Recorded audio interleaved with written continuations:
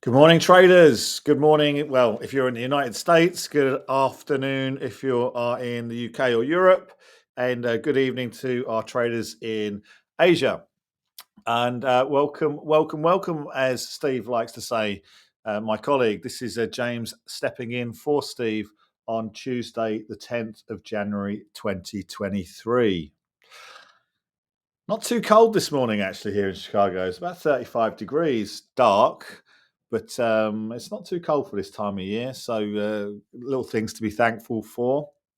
I hope you're all well. Apologies for the late start this morning. A couple of minutes late this morning. A couple of technical issues. Same old that we seem to have with our streaming service. Every now and then, I can't manage to share my screen and broadcast it. But here we are. We're up. We're running. We're ready. And welcome to CPI week. We covered it yesterday. It's going to be the focus this week. But before CPI, we actually have Powell this morning. We're going to get into that in a minute and talk about the Fed and its impact yesterday on the markets too. So one thing that I want to cover today is that Technical Tuesday today. It's Technical Tuesday. So Steve, our technical analyst who is not on the meeting this morning, and my partner will be running a Technical Tuesday session in 4.5 hours time. So it's a live session. You can access it on our site under resources, Technical Tuesday, and is going to be streaming live. And this week, he's going to take a closer look at Fibonacci. So we're going to look at retracements and extensions. He's going to talk at some length and in depth about those. And obviously, there is the opportunity for you to join the chat and chat live to him. Anything that you, incidentally, that you send in the chat to Steve is not seen by other participants. Steve sees it, so that's great that he gets to see it obviously and respond. But if you don't be embarrassed about asking any questions. Your peers aren't going to see you ask. The way that this chat box works is that it sends in questions anonymously to the speaker. Don't worry if you can't make it. What we're going to do is we archive these meetings and put them in here, and we're hoping to build up a bit of a library of deep dive technical analysis videos. So that's in 4.5 hours time, roughly. On the data front today, very, very quiet, but there is one key focus. At 9 o'clock this morning, we have Fed Chair Powell, ECB. Fed Chair Powell is speaking, right? So we want to hear what he has to say about inflation. My feeling is it is towing the party line, which is contrary to how the market has been moving in the last week.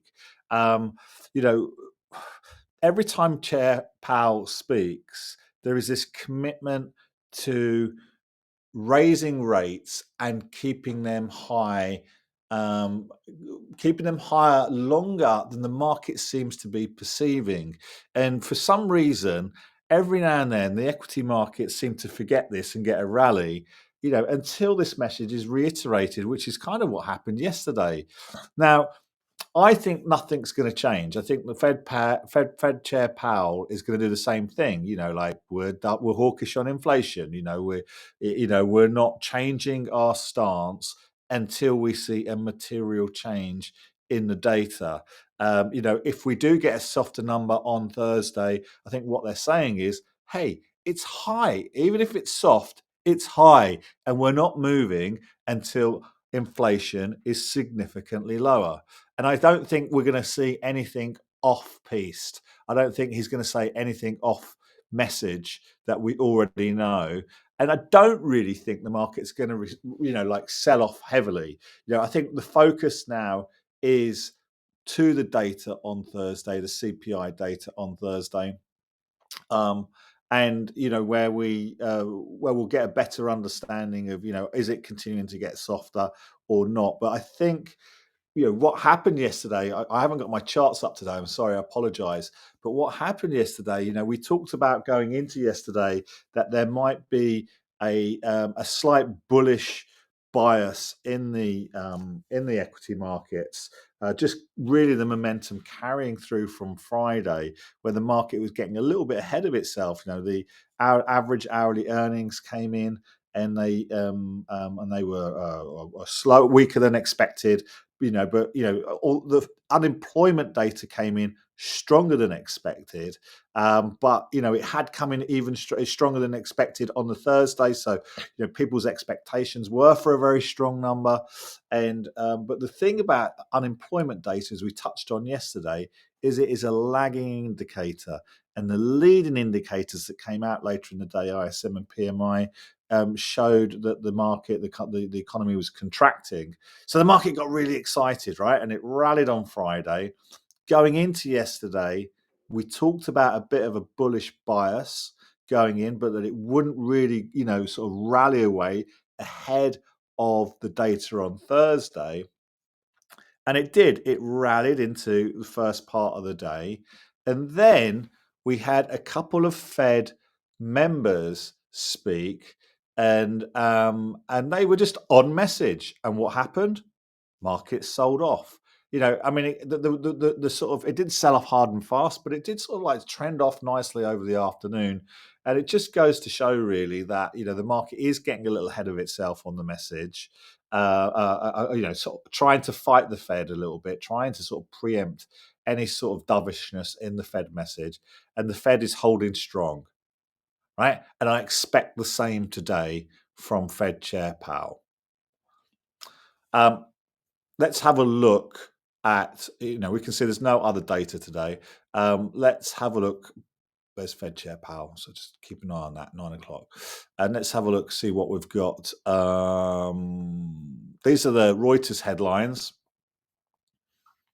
Microsoft in talks to invest 10 billion in Chat GPT owner Semaphore. Yeah, that's actually a really interesting story. It's not likely to move markets, but it's a really interesting story about Chat GPT. I was listening to a podcast, and they cited this as the most significant technical advancement of 2022. And it's, essentially, for those that you don't know, it's an AI chatbot that is now open to the public to test. And the podcast I was listening to, they were talking about. It's called the All In podcast. It's a pretty good podcast if you ever get a chance. If you're a podcast fan and you don't know this one, All In. And they were talking about how they asked it to write a movie script for them, and the results were outstanding. So that's just a side note, and I think it's really going to help the. I got a message from Lee. I have Fed Chair Powell speaking at 8 a.m. today, not 9 a.m. on the calendar. Good morning, Lee. That's probably because you're on the East Coast and you're looking at East Coast times. I'm in Chicago, Central Time, so it's 8 a.m. East Coast time, 9 a.m. Is that right? No, that's right. You might be right. 8 a.m. today on the calendar. Let's have a look, actually. I'm getting my time zones.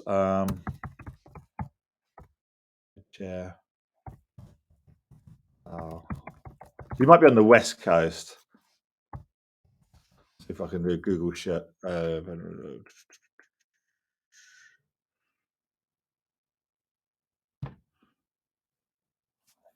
Let's see if we can find a. Oh, no. I think what it is, Lee, is you're in Central and you have on 8 a.m. Let me have a look at this calendar. I wonder if I have this set as New York time. I might have this set as New York time. Or you might have yours set as Central time. You might be right, Lee. You might be right.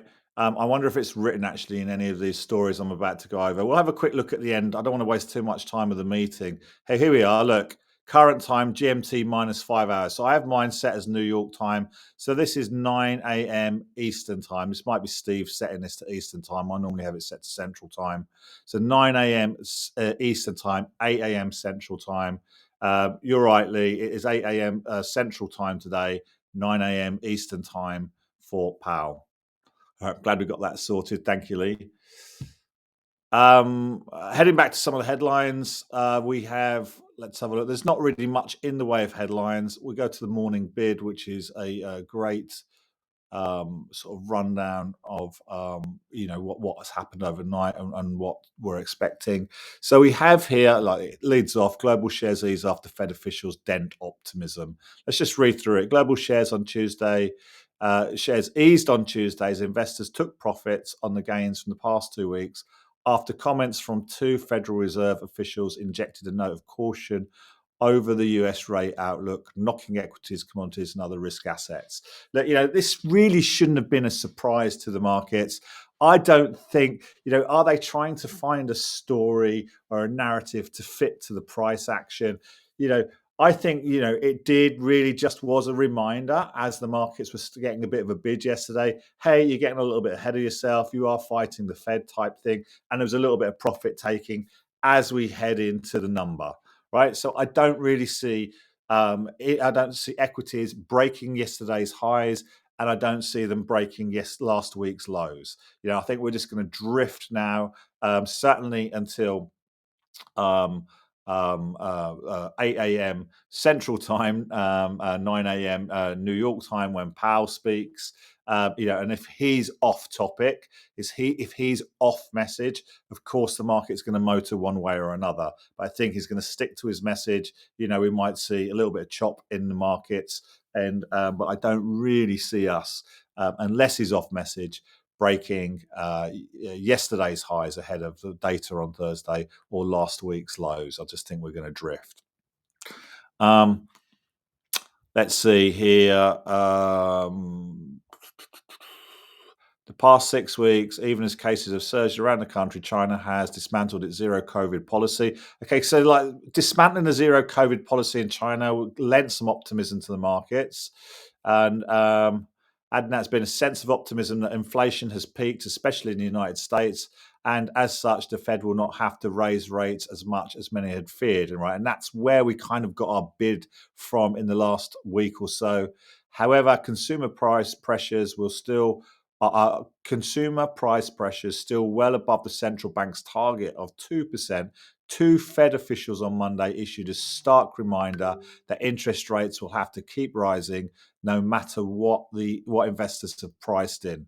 The market is trying to get one step ahead of the Fed, but it's not actually listening to what it's saying. And the Fed is being quite clear with its message that rates are going to push higher and they're going to stay higher for longer, City Index strategist Fiona said. If we look at expectations of inflation later this week, the big focus, core inflation is still expected to remain high. It doesn't matter which way you look at it, it's still higher than the target the Fed is aiming for. Consumer price data, which is due on Thursday, is expected to show headline inflation slowed to 6.5% in December from 7.1%, So like nice slowing down of inflation, but it's still 6.5%. That's what they're saying at the Fed. It's still high. I don't care. Don't get ahead of yourself, markets.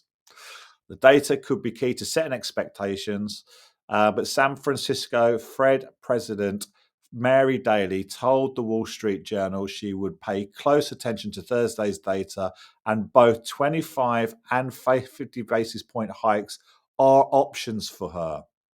Right? Atlanta Fed President Raphael Bostic said his base case was for no rate cuts this year or next. Right? No rate cuts this year or next. Markets were starting to price in rate cuts.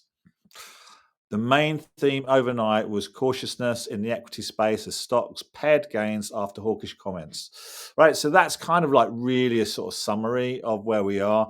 There isn't much else in the headlines. It's actually pretty quiet. Here's morning bid, Fed Powell, morning bid paging Mr. Powell. Okay, so here's the morning bid. A look at the day ahead in European and global markets. The strong start to equity markets this year has got the bulls excited, but markets know it's better to be well behaved before Federal Reserve Chair Jerome Powell speaks. All right, so this is just highlighting how important the Powell speech today is in terms of market direction. And then on Forex Live, there's nothing really here either. Similar sort of thing. Tentative mood as markets await Powell. So that's kind of like where we are. In terms of the day ahead. The price action yesterday and the day ahead today.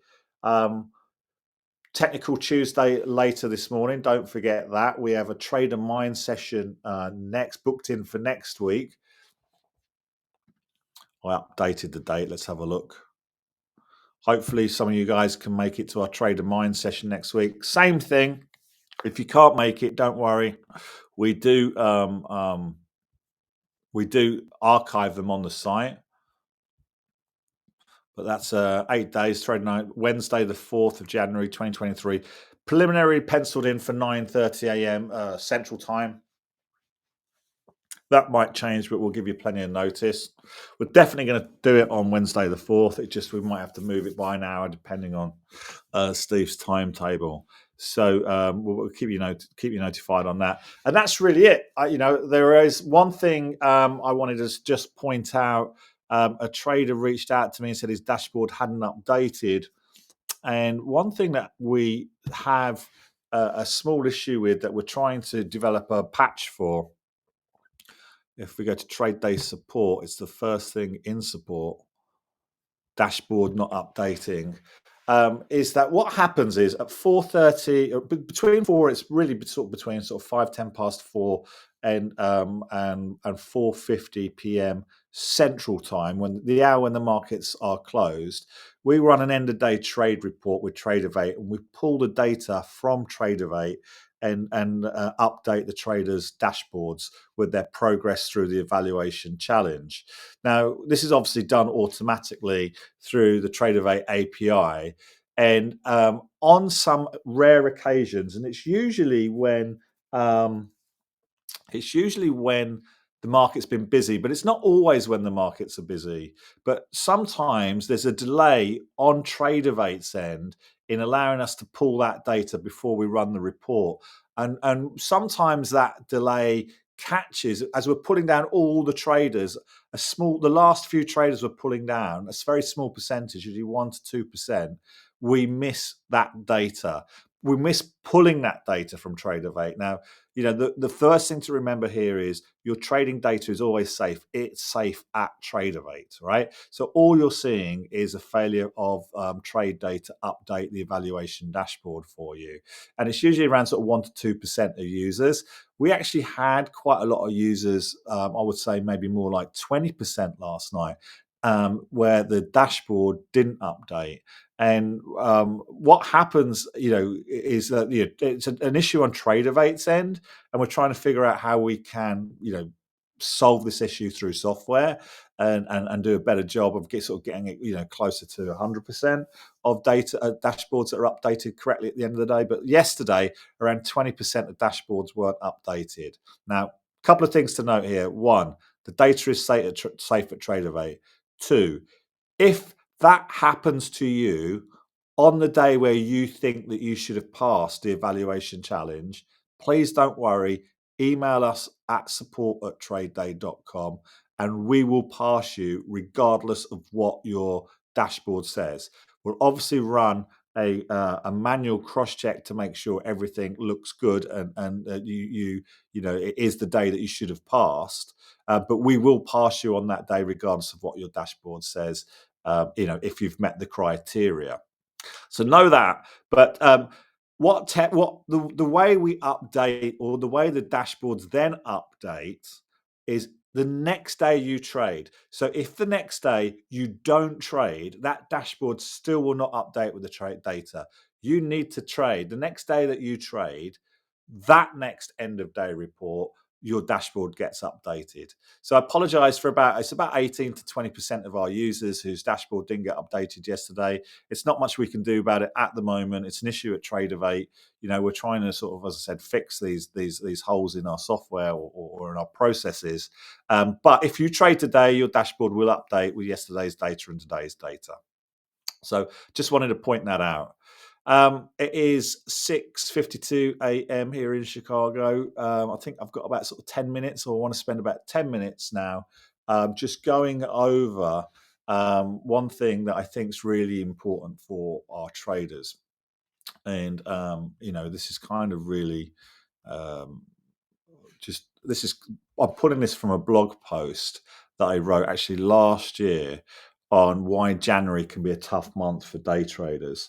Um, Let me give you a bit of background, and I actually go through it in this post. So if you've read this post, you'll probably, you're very familiar with the content I'm about to sort of share with you.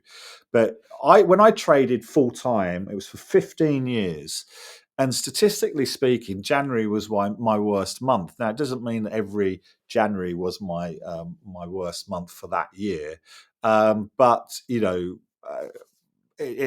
appeared more often as my worst month of the year than it should have done. And I thought that it was just me. But then in sort of 2010, I went on to manage a trading group or a trading room before eventually going on to manage the whole trading group. And manage about sort of January 2010, I moved to Shanghai to manage a trading room of about 40 traders at the time. We actually ended up growing it to about 70 traders there. And then in 2012, I went on to take control of Beijing and open a third office in a city called Wuhan. Can you believe? And before going on to run Mercury derivatives globally. And at that point, we had about 11 offices. And so, from 2010 onwards, I had some good insight into like large data sets of traders, and I started to notice a pattern that it wasn't just me that struggled in January. Not every trader struggled in January, but a lot of traders did.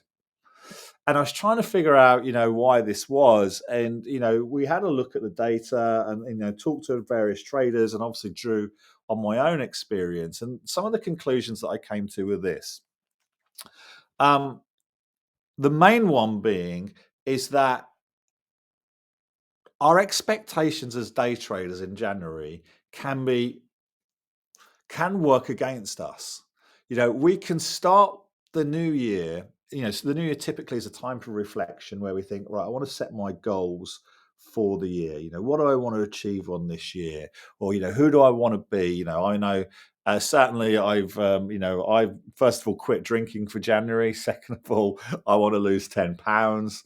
There are a few things that I've got kind of put down as New Year's resolutions, but, as a day trader, when I was doing it full time, I remember thinking, right, I want this to be my year. I really want to sort of build on last year. And if I can make 2-3 times what I made last year, that will be a good sense of growth. And I would like build up these really sort of like, they're not necessarily unrealistic expectations, but high expectations where the expectation, I guess, of my subconscious self was like to hit the ground running January the 1st and start making a difference, right? And then, so what you're then doing is that you are then kind of forcing your trading, trying to create opportunities that might not necessarily be there. And what I found was that this happens a lot across a lot of day traders, is that they come back in January. They usually had a little bit of time off in December. A lot of people take certainly the Christmas period or between Christmas and New Year off because the markets tend to be very quiet. They're obviously traveling, seeing family, whatever it might be. They take time off between January and New Year.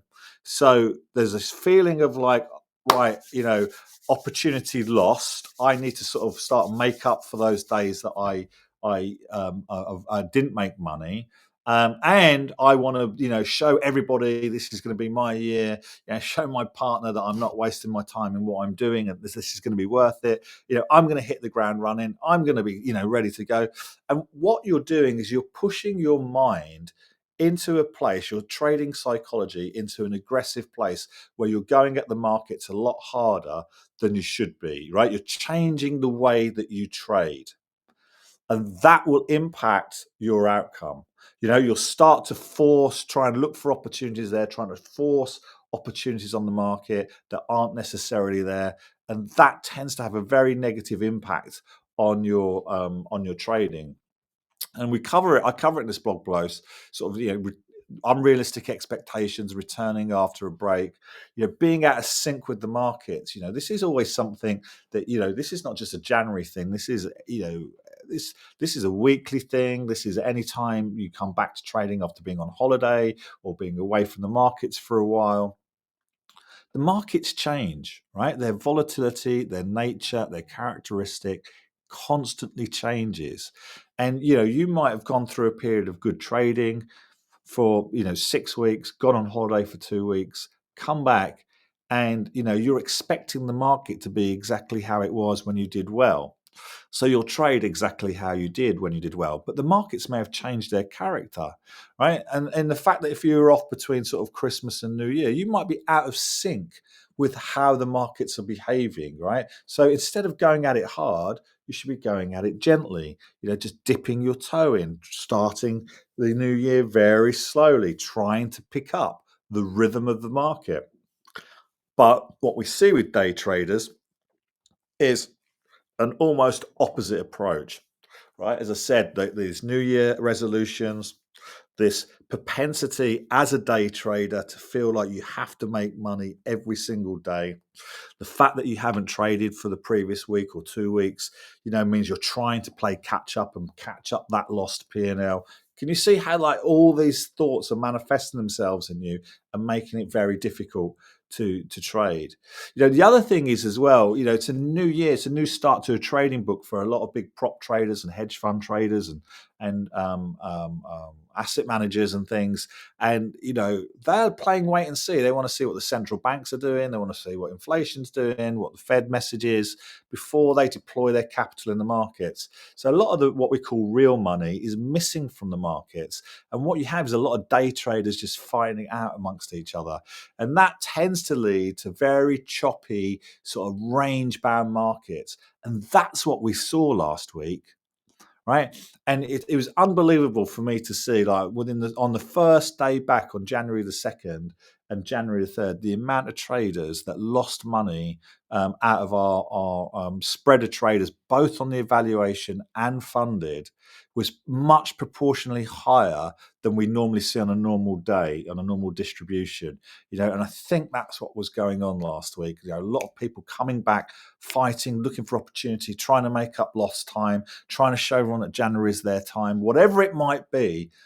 Their approach was wrong. You have to be very, very, very careful in January markets. In January as well, we can get unexpected volatility. It might be driven by a lot of this fast money fighting with each other, but it might be that, the markets have gone quiet in December, typically. Not always, but typically they go quiet in December. And, if you've traded December markets, let's say you didn't take time off, you traded the December markets, and you got used to this rhythm of quiet markets, range bound, stops not being tested and things like that. And then boom, in January, you walk straight into a wall of volatility. Again, you're out of sync with the markets. So, this post gives you some tips on what to do, on how to deal with these January markets. Go back to basics, simplify your strategies, don't overextend yourself, be patient. Be patient. I know that you probably are experiencing more pressure than you normally experience from yourself on to make progress because of the reasons we just covered. Be patient. Slow it down. Be selective in your trading. Trade small size. Try and work to pick up the rhythm of the market. All right. Those are the main sort of kind of like takeaways for January. From a psychological perspective, try and treat it like any other month. This is not a new month, new you. This is just a continuation of your trading journey. For me, in the end, January became about capital preservation. It was less about me trying to sort of, like new year, new me, try and make like good profits. It was, I started to go into January with the expectation, built up over sort of 10 years of trading experience at that point of, January is going to be a tough, shitty month for me. I've got to take it easy. And, as towards the end of my professional trading career, January started to appear less and less as my worst month of the year, because I had this, understanding and expectation that I was going to struggle, but it wasn't really until I quit trading professionally and went on to manage trading did I really understand that other traders had the same issues as me, and and started to really get a deep understanding of what it is that's causing these problems. So, if you are sitting there at home thinking, what is James talking about? I'm killing it in January, then this doesn't apply to you. But if you've had a difficult start to the year, please go to my blog, go to Trade Day blog, pull up this 5 reasons why day traders lose money in January and 4 things you can do about it, and have a read through. It is about a 9-minute read according to WordPress. But I think hopefully you'll get something out of it. I'm going to wrap up there. It is 7:03 a.m., 1 hour before Powell. Please be careful. Please don't have any open positions in the order book. Please don't have any open positions. Period. Over Powell. And I wish you all the best. Have a great trading day and stay safe. Thank you.